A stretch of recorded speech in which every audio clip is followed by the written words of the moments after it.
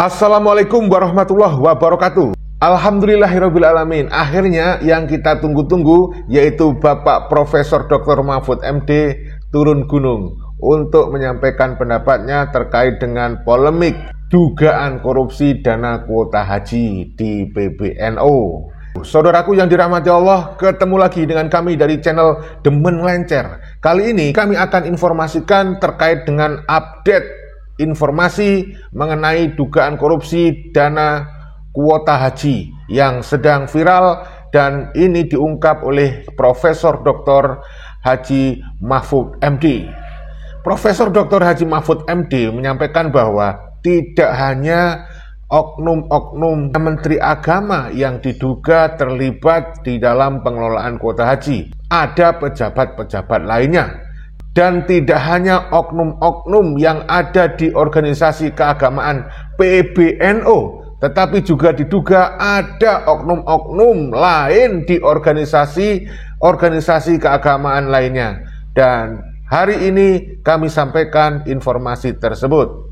Selain informasi yang berasal dari pendapatnya Bapak Mahfud MD, kami juga akan sampaikan update informasi dari Komisi Pemberantasan Korupsi, yaitu dari KPK. Bagaimana pendapat KPK terkait update informasi tentang dugaan korupsi kuota haji tersebut.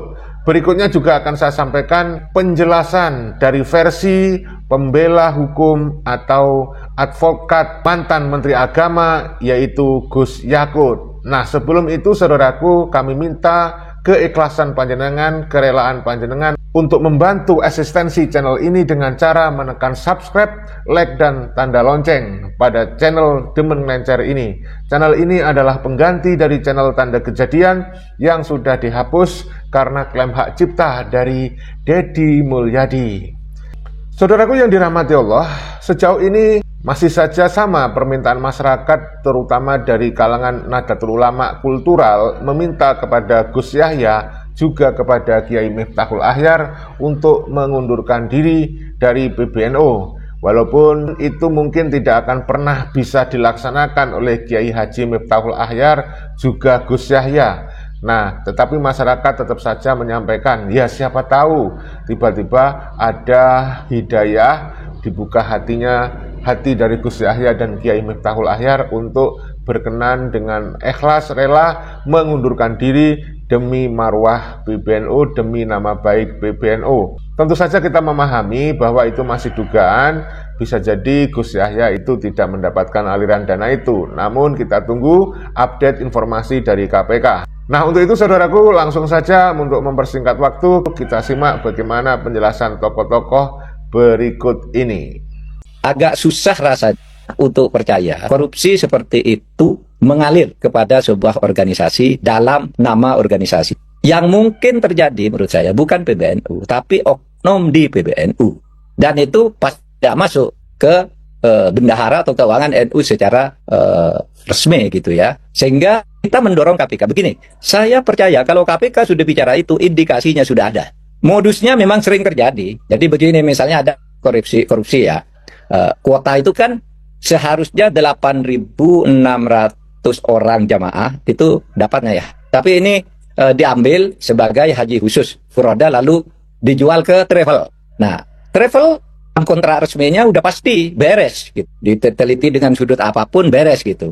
Tetapi kita kan bisa tahu dalam pengalaman yang sudah ada kickback diam-diam. Terkait dengan perkara dugaan tindak pidana korupsi pada kuota haji untuk penyelenggaraan ibadah haji Indonesia tahun 2023-2024, penyidik mendalami terkait dengan diskresi pembagian kuota tambahan sejumlah 20.000, di mana jika merujuk pada undang-undang maka pembagiannya adalah 92% untuk kuota haji reguler dan 8% untuk kuota haji khusus. Dari diskresi pembagian tersebut, maka kemudian penyidik mendalami kepada pihak-pihak di lingkungan Kementerian Agama, pihak-pihak terkait lainnya termasuk asosiasi dan biro perjalanan ibadah haji. Karena dari diskresi tersebut kemudian jumlah kuota khusus bertambah secara signifikan, yang sebelumnya seharusnya berjumlah 1.600 kemudian bertambah menjadi menjadi 10.000. Dari konstruksi utuh perkaranya, kemudian diduga adanya dugaan aliran-aliran uang dari para biro perjalanan ini kepada pihak-pihak di Kementerian Agama. Oleh karena itu, KPK masih terus melakukan pendalaman, baik dari keterangan para saksi yang sudah dipanggil, hasil penggeledahan yang tentunya barang bukti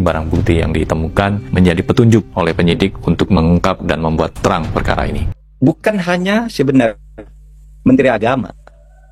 Ada pejabat lain, oleh sebab itu menyebut ormas hanya NU itu juga mungkin kurang tepat. Sejauh yang saya punya datanya ya sama, ya bukan hanya NU di situ. Tapi oke, kita lihat, kita tidak usah nyebut dulu karena yang nyebut duluan NU sudah KPK, ya biarin kita ikuti. Cuma saya ingin menyampaikan pada akhir kepada teman-teman NU itu, ya. Pertama, tentu saya agak kurang percaya bahwa NU institusi melakukan itu dengan sadar. Tapi bahwa ada isyarat-isyaratnya untuk memberi jatah kepada orang secara perorangan tapi menggunakan dana itu adalah modus lama yang selalu terjadi. Bahkan kadangkala ini laporannya yang tidak pernah ke Mekah pun diangkat sebagai pembimbing haji. Itu banyak modusnya gitu. Saya sudah dapat laporan kayak itu. Yang kedua, ini pesan yang dulu pernah disampaikan oleh Gus Dur. Itu katanya kita ini banyak orang yang tahan lapar, tahan miskin, berjuang. Ketika masih miskin, dia mau lapar, berjuang, mengorbankan apapun demi perjuangan bagi kebaikan rakyat dan bangsa.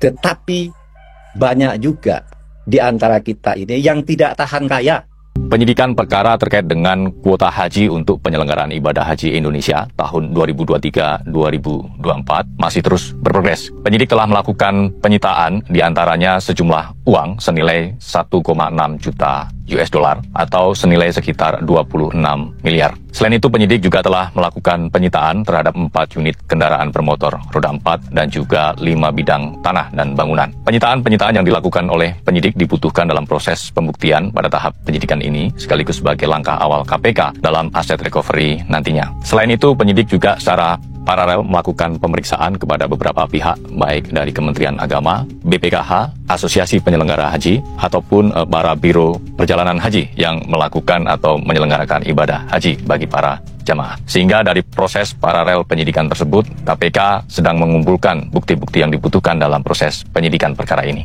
Lalu kenapa kuota bisa tersisa? Padahal antrian jamaah reguler itu panjang.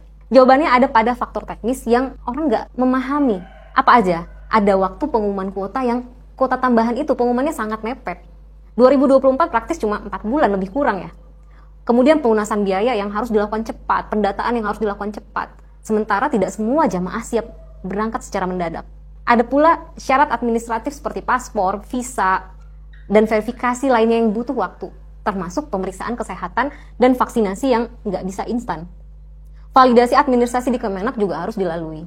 Ini kita belum bicara soal kapasitas di Mina, ya, karena ada kebijakan zonasi yang berdampak terhadap penempatan jamaah, termasuk biaya. Haji reguler itu disubsidi dengan nilai manfaat haji, sehingga ini tentu menjadi pertimbangan. Dengan sederet syarat ini, meski ada jamaah cadangan, tetap aja otomatis tidak langsung bisa berangkat. Semua syarat administratif itu harus dipenuhi.